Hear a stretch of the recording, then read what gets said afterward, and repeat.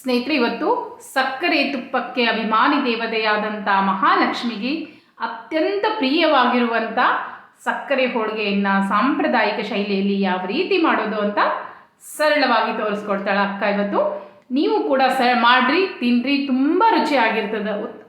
ಹೆಚ್ಚಾಗಿ ದಿನ ಮಂಡಿಗೆ ಅಂತಲೇ ಹೇಳ್ತೀವಿ, ನಮ್ಮ ಉತ್ತರ ಕರ್ನಾಟಕದ ಕಡೆ ಮಂಡಿಗೆ ಅಂತ ಹೇಳಿ ಅಷ್ಟು ರುಚಿ ಬರ್ತದೆ. ಇದು ಮನೆಯಲ್ಲಿ ಮಂಡಿಗೆ ಮಾಡ್ಕೊಂಡು ಯಾವ ರೀತಿ ತಿನ್ನೋದು ಅಂತಲೇ ತೋರಿಸ್ತೀನಿ ನೋಡ್ರಿ. ಅದಕ್ಕೆ ಸಕ್ಕರೆ ತುಪ್ಪ ಹಾಕ್ಕೊಂಡು ಹಾಲು ಹಾಕ್ಕೊಂಡು ತಿಂದ್ಬಿಟ್ರೆ ತುಂಬ ರುಚಿಯಾಗಿರ್ತದೆ. ಇದು ಮಹಾಲಕ್ಷ್ಮಿಗೆ ಅತ್ಯಂತ ಪ್ರಿಯ ಅಂತ. ಇದನ್ನು ಸರಳವಾಗಿ ನೋಡ್ರಿ, ಗರಿ ಗರಿಯಾಗಿರ್ತದೆ. ಯಾವ ರೀತಿ ಮುರ್ಕೊಂಡು ತಿನ್ಬೋದು ಅಂತ, ಮುರ್ಕೊಂಡು ತಿನ್ಬೋದು, ಹಾಗೇನೂ ತಿನ್ಬೋದು, ಹಾಲು ಹಾಕ್ಕೊಂಡು ತಿನ್ಬೋದು, ಬರೀ ತುಪ್ಪ ಹಾಕ್ಕೊಂಡು ಹಾಗೆ ತಿನ್ಬೋದು. ತುಂಬ ರುಚಿಯಾಗಿರ್ತದೆ ತಿನ್ನಲಿಕ್ಕೆ. ಇದನ್ನು ಹೆಂಗೆ ಮಾಡೋದು ಅಂತ ಸರಳವಾಗಿ ತೋರಿಸ್ಕೊಡ್ತೀನಿ, ಬನ್ನಿ. ಈಗ ನಾನು 8 ಹೋಳಿಗೆಯನ್ನು ಅಳತೆ ಪ್ರಮಾಣದಲ್ಲಿ ತೋರಿಸ್ತಾ ಇದ್ದೀನಿ. ಒಂದು ದೊಡ್ಡ ಬಟ್ಲಲ್ಲಿ ಸಕ್ಕರೆಯನ್ನು ಈ ರೀತಿಯಾಗಿ ಸಕ್ಕರೆ ತೊಗೊಂಡಿನಿ. ಅದರ ಜೊತೆ ಯಾಲಕ್ಕಿಯನ್ನು ಕೂಡ ಇಟ್ಕೊಂಡಿದ್ದೀನಿ. 8 ರಿಂದ 10 ಯಾಲಕ್ಕಿ, ಜೊತೆಗೆ 5 ಚಮಚ ತುಪ್ಪ, 5 ಚಮಚ ತುಪ್ಪ, ಮತ್ತು ಚಿರೋಟಿ ರವೆ ಒಂದು ಅರ್ಧ ಬಟ್ಲ ತೊಗೊಂಡೇನಿ. ಸಣ್ಣಾಗಿರಬೇಕು, ಅಂದ್ರೆ ಮಾಡಲಿಕ್ಕೆ ಭಾಳ ಸರಳ ಆಗ್ತದೆ. ಮೈದಾ ತೊಗೊಂಡಿನಿ. ನಮ್ಮ ಮನೇಲಿ ನಾನು ಸಿಲ್ವರ್ ಕೈನ್ ತೊಗೊಂಡಿನಿ, ನೀವು ಯಾವ್ದು ಬೇಕಾದರೂ ತೊಗೊಳ್ಬೋದು. ಈ ಮೈದಾನ ನಾನು 1 ಬಟ್ಲ ಹಾಕಿ ಅದ್ರ ಜೊತೆ ಇನ್ನೂ ಒಂದು ಅರ್ಧ ಬಟ್ಲನ್ನ ಹಾಕ್ತಾಯಿದ್ದೀನಿ.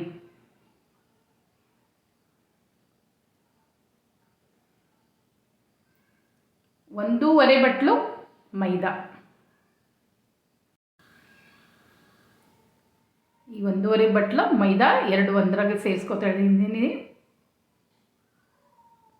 ಈಗ ಅದನ್ನು ಕಲ್ ಮೇಲೆ, ಅಂದರೆ ಗ್ಯಾಸ್ ಕಟ್ಟಿ ಇರ್ತದಲ್ಲ, ಆ ಕಲ್ ಮೇಲೆ ಕಲಸಿದ್ರೆ ನಮಗೆ ಅಭ್ಯಾಸ, ಅದ್ರ ಮೇಲೆ ಮಾಡಿ ಅಭ್ಯಾಸ. ಹೀಗಾಗಿ ಆ ಚಿರೋಟಿ ರವೆ ಕೂಡ ಅದಕ್ಕೆ ಸೇರಿಸ್ಕೊತಾ ಇದ್ದೀನಿ. 1.5 ಕಪ್ ಮೈದಾ ಇತ್ತಲ್ಲ, ಅದಕ್ಕೆ ಅರ್ಧ ಕಪ್ ಚಿರೋಟಿ ರವೆ ಹಾಕ್ಕೊಂಡೆ. ಈಗ ಸ್ವಲ್ಪ ಉಪ್ಪು ಹಾಕ್ಕೊಳ್ತಾ ಇದ್ದಾಳೆ. 2 ಚಮಚ ತುಪ್ಪ ನೋಡ್ರಿ, 1 ಚಮಚ ಹಾಕ್ಕೊಂಡ್ಳು, ಇನ್ನೊಂದು ಚಮಚ ತುಪ್ಪ ಹಾಕ್ಕೊಳ್ತಾ ಇದ್ದಾಳೆ. 2 ಚಮಚ ತುಪ್ಪ. ನಾವು ಹಾಲಲ್ಲಿ ಕಲಿಸ್ತಾ ಇದ್ದೀವಿ, ನೀವು ಬೇಕಂದರೆ ನೀರಲ್ಲಿ ಕೂಡ ಕಲಿಸ್ಬೋದು. ಹಾಲಲ್ಲಿ ಕಲಿಸಿದ್ರೆ ಮುಸ್ರಿ ಆಗಲ್ಲ ಅನ್ನೋದಕ್ಕೆ ನಾವು ಹಾಲು ಹಾಕಿ ಕಲಿಸ್ತಾ ಇದ್ದೇನೆ. ನೀವು ಬೇಕಂದ್ರೆ ನೀರು ಬೇಕಂದ್ರೂ ಹಾಕ್ಕೊಂಡು ಕಲಿಸ್ಬೋದು.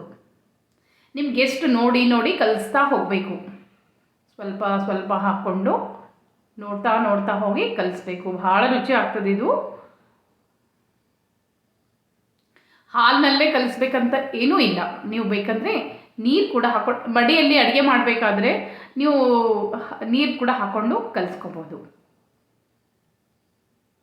ಇದು ನೀವು 15 ದಿವಸ 20 ದಿವಸ ಎಷ್ಟು ದಿವಸ ಇಟ್ಟು ಹಾಲು ತಿಂದರೂ ತುಂಬ ರುಚಿಯಾಗಿರ್ತದೆ. ನೀವು ಎಷ್ಟು ದಿವಸ ಬೇಕಂದ್ರೂ ಇಟ್ಕೊಂಡು ತಿನ್ಕೋಬೋದು.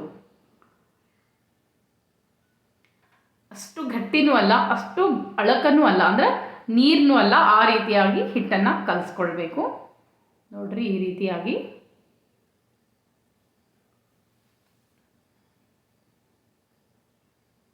ಹಿಟ್ಟನ್ನು ಸರಿಯಾಗಿ ನಾದಬೇಕು.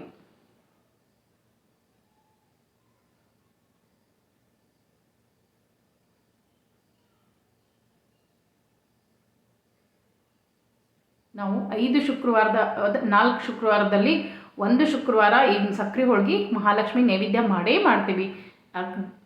ನೀವು ಕೂಡ ಶ್ರಾವಣದಲ್ಲಿ ಈ ಸಲ ಸಕ್ಕರೆ ಹೋಳಿಗೆ ನೈವೇದ್ಯ ಮಾಡಿರಿ. ಸಕ್ಕರೆ ತುಪ್ಪದ ಕಾಲುವೆ ಹರಿಸಿ ಅಂತ ಹೇಳಿ ಹಾಡ್ತೇವಲ್ಲ, ಆ ರೀತಿ ಸಕ್ಕರೆ ಮತ್ತು ತುಪ್ಪಕ್ಕೆ ಅಭಿಮಾನಿಯಾಗಿರುವಂಥ ಮಹಾಲಕ್ಷ್ಮಿಗೆ ಈ ನೈವೇದ್ಯ ಬಹಳ ಇಷ್ಟ ಅಂತ. ಈ ರೀತಿಯಾಗಿ ಸರಿಯಾಗಿ ಸ್ವಲ್ಪ ಸ್ವಲ್ಪ ಹಾಲನ್ನು ಹಾಕ್ಕೊಂಡು ಕಲಿಸ್ಕೊಂಡು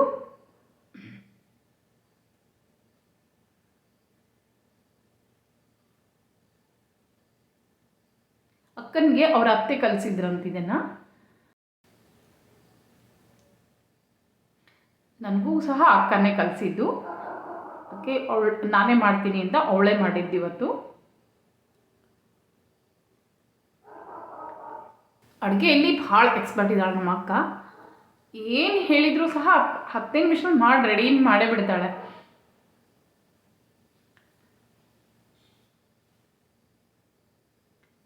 ಈಗ ಈ ರೀತಿಯಾಗಿ ಸರಿಯಾಗಿ ಕಲಿಸ್ಕೊಂಡು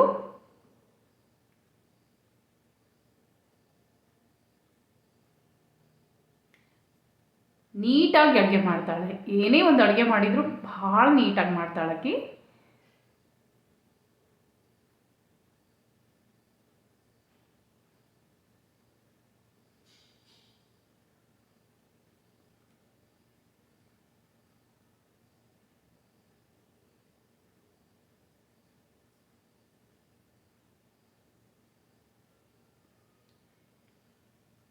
ಈ ರೀತಿಯಾಗಿ ಮತ್ತೆ ಅದರ ಹಿಟ್ಟನ್ನು, ಯಾಕಂದರೆ ಗರಿ ಗರಿಯಾಗಿ ಬರಬೇಕು ಅದು.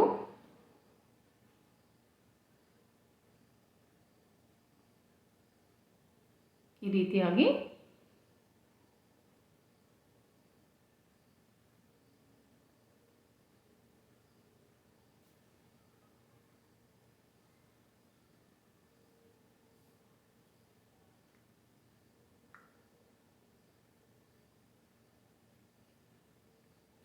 ಹಿಟ್ಟನ್ನು ನೀಟಾಗಿ ಕಲಸಿ, ಅಷ್ಟು ಅಳಕನೂ ಆಗಬಾರ್ದು, ಅಷ್ಟು ಗಟ್ಟಿನೂ ಆಗಬಾರ್ದು. ನೋಡ್ರಿ ತೋರಿಸ್ತಾಳಕಿ. ಉಳ್ಳಿ ಹಾಕಬೇಕಾದ್ರೆ ಹಿಂಗೆ ಮೆತ್ತಗಾಗಿರಬೇಕು. ಬೆಣ್ಣೆ ಮುದ್ದೆ ಥರ ಆಗಿರಬೇಕು ಅದು.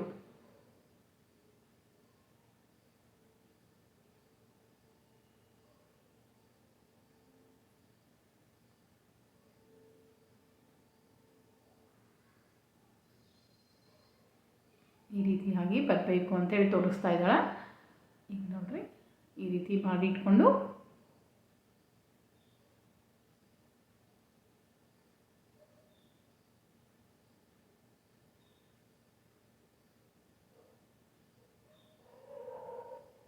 ಈಗ ಒಂದು 10 ನಿಮಿಷ ಮುಚ್ಚಿಟ್ಬಿಡೋಣ. 10 ನಿಮಿಷ ಮುಚ್ಚಿದರೆ ಸಾಕು.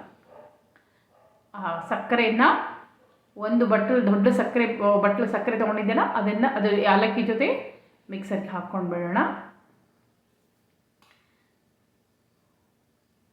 ಪೂರ್ಣ ಒಂದು ಬಟ್ಲು ಸಕ್ಕರೆಯನ್ನು, ಬೇರೆ ಏನೂ ಇಲ್ಲ, ಬರೀ ಸಕ್ಕರೆ ಮಾತ್ರ ಹಾಕ್ಕೊಳ್ಬೇಕು. ಸಕ್ಕರೆಯನ್ನು ಮಿಕ್ಸರ್ಗೆ ಹಾಕೋಣ.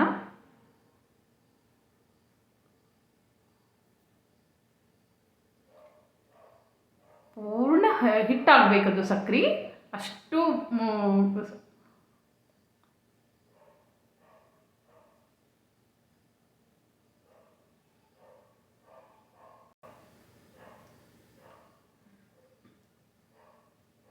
ಈ ರೀತಿಯಾಗಿ ತರಿಯದು ಅಂಥೇಳಿ ಮತ್ತೆ ಅದನ್ನು ನಾನು ಮಿಕ್ಸರ್ಗೆ ಹಾಕಿದೆ.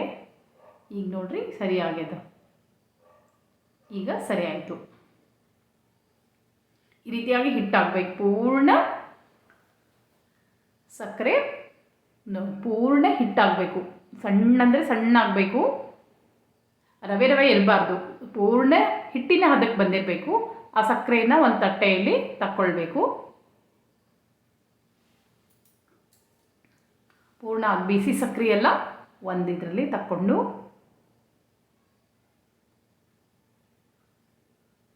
ಈಗ ಅದಕ್ಕೆ 4 ಚಮಚ ಮೈದಾ ಹಿಟ್ಟು, ಹೆಚ್ಚಿಗೆ ಅಲ್ಲ, 4 ಚಮಚ, ಒಂದು ಬಟ್ಲಕ್ಕೆ 4 ಚಮಚ ಮೈದಾ ಹಿಟ್ಟು ಸೇರಿಸ್ಕೋಬೇಕು. ಸಣ್ಣ ಸ್ಪೂನ್ ಇರ್ತದಲ್ಲ, ಆ ಸಣ್ಣ ಸ್ಪೂನ್ಗೆ 4 ಚಮಚ ಮೈದಾ ಹಿಟ್ಟನ್ನು ಹಾಕ್ಕೊಂಡು ಮತ್ತು 2 ಚಮಚ 2.5 ಚಮಚ ಹಾಕ್ಕೊಂಡು ತುಪ್ಪವನ್ನು ಹಾಕ್ಕೊಂಡು ನೀಟಾಗಿ ಕಲಿಸ್ಕೊಳ್ಬೇಕು. ಅದು ಸಕ್ಕರೆ ಹೋಳಿಗೆಗೆ ಹೂರಣ ಅಂತ ಹೇಳ್ತೇವಲ್ಲ, ಅದು ಹೂರಣ ರೆಡಿ ಆಗ್ತಾಯಿದೆ. ಇದು ಸಕ್ಕರೆ ಹೋಳಿಗೆಯ ಹೂರಣ. ಇದು ಒಂದು ದೊಡ್ಡ ಬಟ್ಲು ಸಕ್ಕರೆಗೆ ತೋರಿಸಿದಲ್ಲ, ದೊಡ್ಡ ಬಟ್ಲು ಸಕ್ಕರೆಗೆ 4 ಚಮಚ ಮೈದಾ ಹಿಟ್ಟನ್ನು ಹಾಕ್ಕೊಂಡು 2.5 ಚಮಚ ತುಪ್ಪವನ್ನು ಹಾಕ್ಕೊಂಡು ಈ ರೀತಿಯಾಗಿ ಕಲಿಸ್ತಾ ಹೋಗಬೇಕು. ನೀಟಾಗಿ ಕಲಿಸ್ಕೊಂಡು ಈಗೇನು ಮಾಡಬೇಕು ಅಂದ್ರೆ,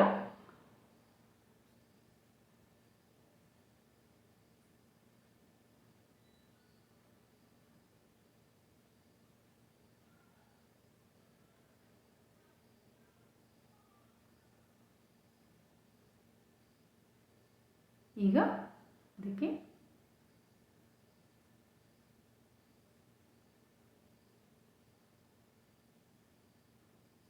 ನಾಲ್ಕು ಒಂದು 4 ಚಮಚ ಹಾಲು ಕೊಟ್ಟಿದ್ದೆ. ಅದನ್ನು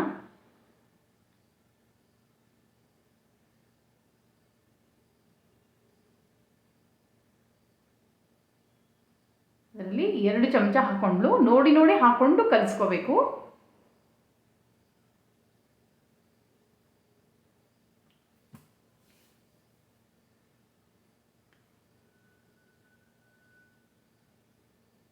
ಕಲಿಸ್ತಾ ಕಲಿಸ್ತಾ ಕಲಿಸ್ತಾ ಇರಬೇಕಾದ್ರೆ ನಿಮಗೆ ಗೊತ್ತಾಗ್ತದೆ ಎಷ್ಟು ಬೇಕು ಅಂಥೇಳಿ. ಅದು ಗಟ್ಟಿಯಾಗಿ ಬರಬೇಕು, ಅದು ಭಾಳ ನೀರಾಗಬಾರ್ದು. ಅದಕ್ಕೆ ಯಾವಾಗಲೂ ಹಾಲಿಗೆ ಸಕ್ಕರೆಗೆ ಹಾಲು ಹಾಕಬೇಕಾದ್ರೆ ಕಲಿಸ್ತಾ ಕಲಿಸ್ತಾ ಹಾಕಬೇಕು.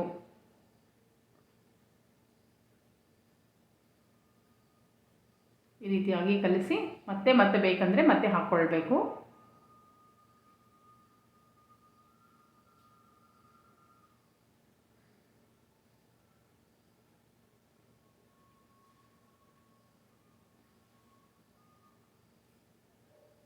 ನೀವು ಕಲಿಸ್ತಾ ಕಲಿಸ್ತಾ ಹೋದಾಗೆ ನಿಮಗೆ ಹದ ಗೊತ್ತಾಗ್ತದೆ ಹೆಂಗೆ ಸರಿ ಆಗ್ತದೆ ಅಂತ ಹೇಳಿ.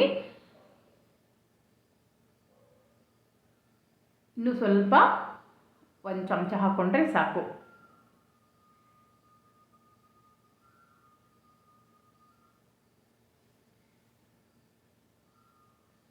ಯಾಕಂದರೆ ಸಕ್ಕರೆಗೆ ಹಾಲು ಜಾಸ್ತಿ ಸೇರ್ತಂದ್ರೆ ನೀರು ಆಗ್ಬಿಡ್ತದೆ, ಹೂರ್ಣ ಸರಿ ಆಗೋದಿಲ್ಲ. ಅದಕ್ಕಾಗಿ ಹೂರ್ಣ ಎಷ್ಟು ಚೆಂದ ಆಗ್ತದೋ ಅಷ್ಟು ಹೋಳಿಗೆ ಚಲೋ ಆಗ್ತದೆ.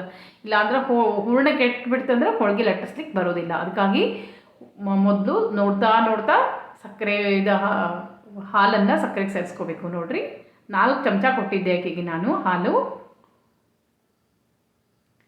ಮೊದಲು 2 ಚಮಚ ಹಾಕ್ಕೊಂಡಿದ್ಲು, ಆಮೇಲೆ ಮಧ್ಯ ಒಂದು ಸಲ ಹಾಕ್ಕೊಂಡ್ಲು 1 ಚಮಚ, ಈಗ ಕೊನೆಯದಾಗಿ ಹಾಕ್ಕೊಂಡ್ಲು. ಈ ರೀತಿಯಾಗಿ ನೀಟಾಗಿ ಕಲಿಸ್ಕೊಳ್ಬೇಕು. ಅದು ಬಡಿದ್ರೆ ಅದು ಉಳ್ಳಿ ಮೂಗು ಸೀಳಬಾರ್ದು, ಹಂಗಿರಬೇಕು ಅಂತ ತೋರಿಸಿದ್ಲಕ್ಕೆ ನಿಮ್ಗೆ.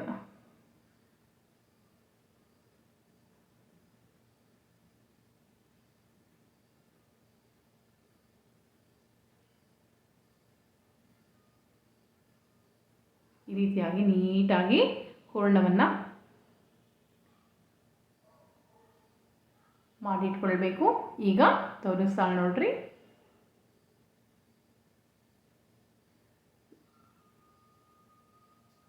ಕೈಗೆ ಹತ್ತಿರೋದಂಥ ಸಕ್ಕರೆ ಪುಡಿಯನ್ನೆಲ್ಲ ನೀಟಾಗಿ ಜೋಡಿಸ್ಕೊಂಡು ಹಿಂಗೆ ಮಾಡಿಕೊಂಡು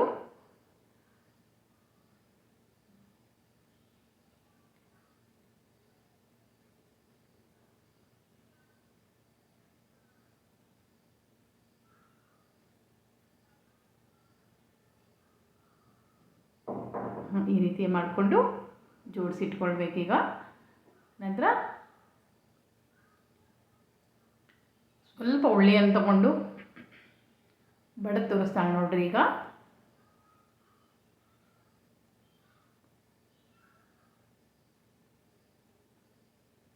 ಎರಡು ಕೈಯಲ್ಲಿ ಹಾಕ್ಕೊಂಡು ಸರಿಯಾಗಿ ತಿಕ್ಕಿ ಅದನ್ನು ಬಡಿದಾಗ, ಅವೆರಡು ಕೈಯಿಂದ ನಡುಮಧ್ಯೆ ಬಡಿದಾಗ ಅದು ಹೊಟ್ಟೆ ಒಂಚೂರು ಸೀಲ್ ಬರಬಾರ್ದು.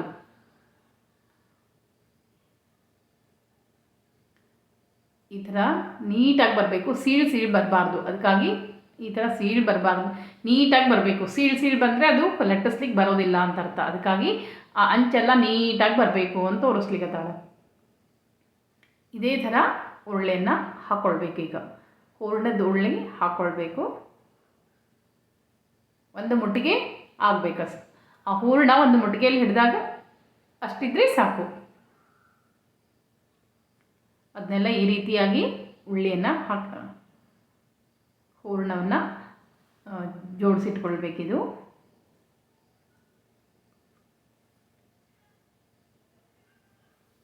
ನಂತರ ಈಗ ಈ ಏನು ಹಿಟ್ಟು ಕಲಸಿಟ್ಟಿದ್ವಲ್ಲ ಮೈದಾ ಹಿಟ್ಟು, ಹೋಳಿಗೆ ಹಿಟ್ಟು, ಈ ರೀತಿಯಾಗಿ ಉಳ್ಳಿಯನ್ನು ಹಾಕ್ಕೊಳ್ಬೇಕು. 8 ನಾ ಹೇಳಿದ್ದೆಲ್ಲ 8 ಆಗೋಷ್ಟು ತೊಗೊಳ್ತಾ ಇದ್ದೀನಿ ಅಂತ, 8 ಹೋಳಿಗೆ ಆಗೋಷ್ಟು ತೊಗೊಂಡಿನಿ. ಈಗ ಅದಕ್ಕೆ ಸ್ವಲ್ಪ ಹಚ್ಚಲಿಕ್ಕೆ ಅಕ್ಕಿ ಹಿಟ್ಟು, ಲಟ್ಟಿಸ್ಲಿಕ್ಕೆ ಅದಕ್ಕೆ ಹಚ್ಚಿ ಲಟ್ಟಿಸ್ಬೇಕು ಅಂದರೆ ಅಕ್ಕಿ ಹಿಟ್ಟು ಇಟ್ಕೊಳ್ಬೇಕು. ಈಗ ಜೋರಾಗಿ ಮೊದಲು ಹಂಚು ಕಾಯೋವರೆಗೂ ಜೋರಾಗಿ ಗ್ಯಾಸನ್ನು ಮಾಡಿಕೊಂಡು ಜೋರಾಗಿ ಇಟ್ಕೋಬೇಕು. ನಂತರ ಸ್ವಲ್ಪ ಸಣ್ಣ ಮಾಡ್ಕೊಳ್ಬೇಕು. ಹಂಚು ಸ್ವಲ್ಪ ಕಾಯೋವರೆಗೂ ಮಾತ್ರ ಸ್ವಲ್ಪ ಜೋರು ಇಟ್ಕೊಂಡು ಆಮೇಲೆ ಸಣ್ಣ ಮಾಡ್ಕೊಳ್ಬೇಕು. ಈಗ ಒಂದು ಉಳ್ಳಿ ತಗೊಂಡು ನೀಟಾಗಿ ಎರಡು ಕೈಯಲ್ಲಿ ಸರಿಯಾಗಿ ಇದನ್ನು ಮಾಡಿಕೊಂಡು ಅಕ್ಕಿ ಹಿಟ್ಟನ್ನು, ಇದು ಹೂರಣ, ಈ ಹೂರಣವನ್ನು ಈ ರೀತಿ ಮಾಡಿಕೊಂಡು ಒಳಗೆ ನೀಟಾಗಿ ತುಂಬಿಕೊಳ್ಬೇಕು. ಹೋಳಿಗೆಗೆ ತುಂಬ್ಕೋಬೇಕು. ಒಳಗೆ ತೋರಿಸ್ತಾಳೆ ನೋಡ್ರಿ. ಈಗ ಈ ರೀತಿಯಾಗಿ ಒಳಗೆ ತುಂಬ್ಕೋಬೇಕು.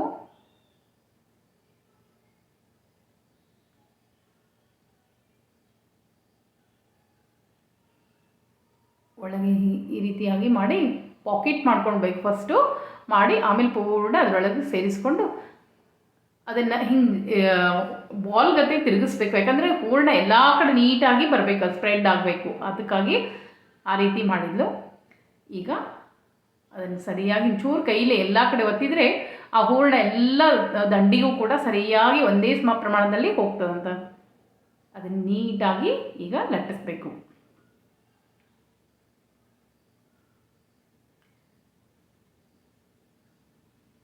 ಒಂದೇ ಅಳತೆಯಲ್ಲಿ ಲಟ್ಟಿಸ್ಬೇಕು. ನೋಡ್ರಿ ಎಷ್ಟು ಚಂದ ಲಟ್ಟಿಸ್ತಾಳೆ ಈಗ ಹಾಕಿ.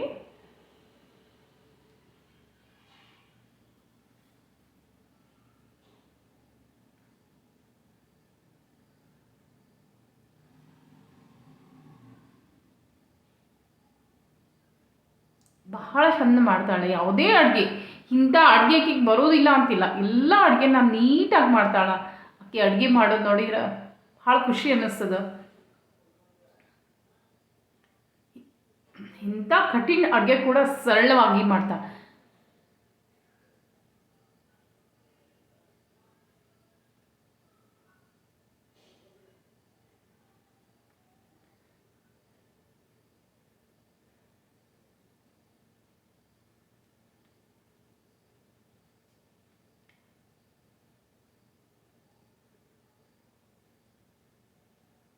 ಒಂಚೂರು ಆ ಕಡೆ ಈ ಕಡೆ ಆಗೋದಿಲ್ಲ.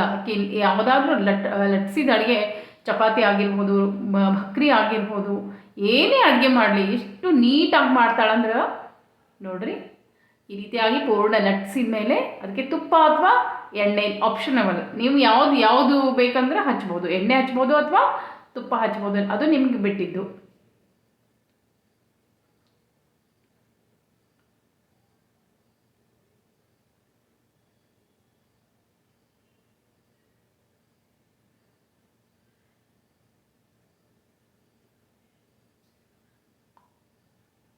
ಅದನ್ನು ನೀಟಾಗಿ ಎತ್ತಿ ಹಂಚ ಮೇಲೆ ಹಾಕಬೇಕು.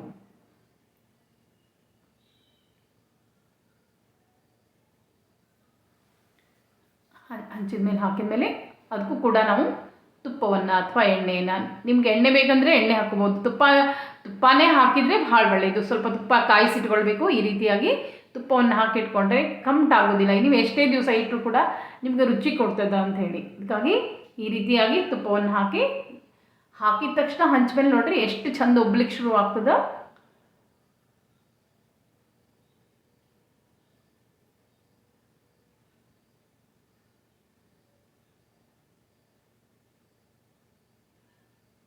ನೀವು ಹಬ್ಬದ ಅಡುಗೆ ಮಾಡ್ಬೋದು, ಶ್ರಾವಣದಲ್ಲಿ ಮಾಡ್ಬೋದು. ನಿಮ್ಗೆ ಹಾಗೆ ಬೇಕಂದ್ರೂ ಮಾಡ್ಕೊಂಡು ತಿನ್ಬೋದು. ನಿಮ್ಗೆ ಯಾವಾಗ ಬೇಕನ್ನಿಸ್ತೋ ಆಗ ಮಾಡ್ಕೊಂಡು ತಿನ್ನು ನೋಡ್ರಿ ಎಷ್ಟು ರುಚಿ ಆಗ್ಯದ ನೋಡ್ರಿ, ಹೆಂಗೆ ಉಬ್ತದ. ಆಮೇಲೆ ಎಲ್ಲ ಪದ್ರ ಲೇಯರ್ ಆಗಿಬಿಟ್ಬಿಡ್ತದಲ್ಲ, ಭಾರಿ ರುಚಿ ಆಗ್ತದ.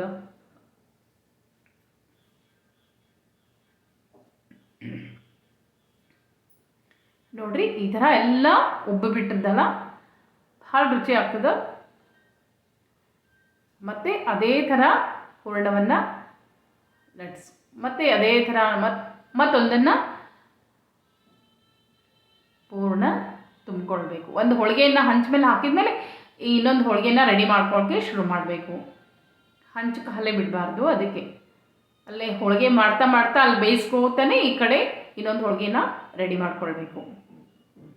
ಈ ರೀತಿಯಾಗಿ ಇನ್ನೊಂದು ಹೋಳಿಗೆನ ರೆಡಿ ಮಾಡಿಕೊಂಡು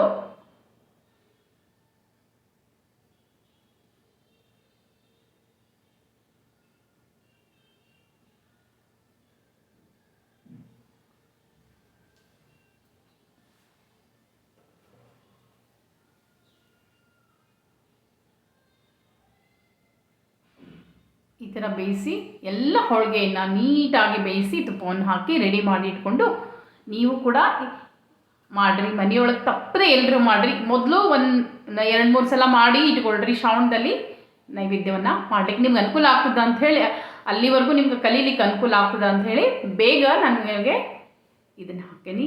ಇನ್ನು ಬೇಕಾದಷ್ಟು ಅಡುಗೆಯನ್ನು ನಾನು ನಿಮ್ಗೆ ತೋರಿಸ್ಕೊಡ್ತೇನೆ ಅಂತ, ನೈವೇದ್ಯಕ್ಕೆ ಬೇಕಾಗಿರುವಂಥ ಅಡುಗೆಯನ್ನು ಶ್ರಾವಣ ಬರೋದ್ರೊಳಗೆ ತೋರಿಸ್ಕೊಡ್ತೀನಿ.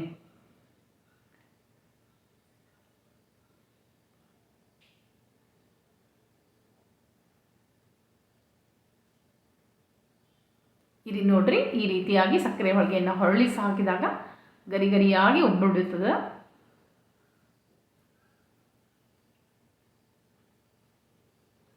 ಗರಿ ಗರಿನೂ ಆಗಬೇಕು, ಪದ್ರನೂ ಆಗ್ಬಾರ್ದು, ಮೆತ್ತಗಾಗಬಾರ್ದು. ಮೆತ್ತಗಾಗಿ ನೋಡ್ರಿ ಮುರಿದ್ರೆ ಯಾವ ರೀತಿ ಬರಬೇಕು ಅಂತ. ನಾವು ಇದಕ್ಕೆ ಬೇಕಂದ್ರೆ ಹಾಲು ಸಕ್ಕರೆ ತುಪ್ಪ ಹಾಕೊಂಡು ತಿಂತೇವೆ ನೋಡ್ರಿ, ಈ ರೀತಿಯಾಗಿ ಮಂಡಿಗೆ ಥರ ಬರ್ತದೆ. ಇದಕ್ಕೆ ನಾವು ಕೆಲವೊಂದು ಸಲ ಮಂಡಿಗೆ ಇದನ್ನು ಇನ್ನೂ ದೊಡ್ಡದಾಗಿ ಲಟ್ಸಿದ್ರೆ ಮಂಡಿಗೆ ಕೂಡ ಆಗ್ತದೆ. ಇದಕ್ಕೆ ಸಕ್ಕರೆ ತುಪ್ಪ ಹಾಲು ಹಾಕ್ಕೊಂಡು ತಿನ್ಬೋದು, ಹಾಗೆ ತಿನ್ಬೋದು ನೋಡ್ರಿ. ಮುರಿದ್ರೆ ಈ ರೀತಿಯಾಗಿ ಬರಬೇಕು. ಅದು ಸರಳವಾಗಿ ನಿಮಗೆ ತೋರಿಸ್ಕೊಟ್ಟೇನಿ. ನೀವು ಎಲ್ಲರೂ ಮನೆಯಲ್ಲಿ ಮಾಡಿ ನನಗೆ ಹೆಂಗಿತ್ತು ಅಂತ ಕಮೆಂಟ್ಸ್ ಹಾಕಿ ಹೇಳ್ರಿ. ಖಂಡಿತವಾಗಿಯೂ ಮತ್ತೊಂದು ಅಡುಗೆಗೆ ಬರ್ತೀನಿ. ನಮಸ್ಕಾರ ಸ್ನೇಹಿತರೆ.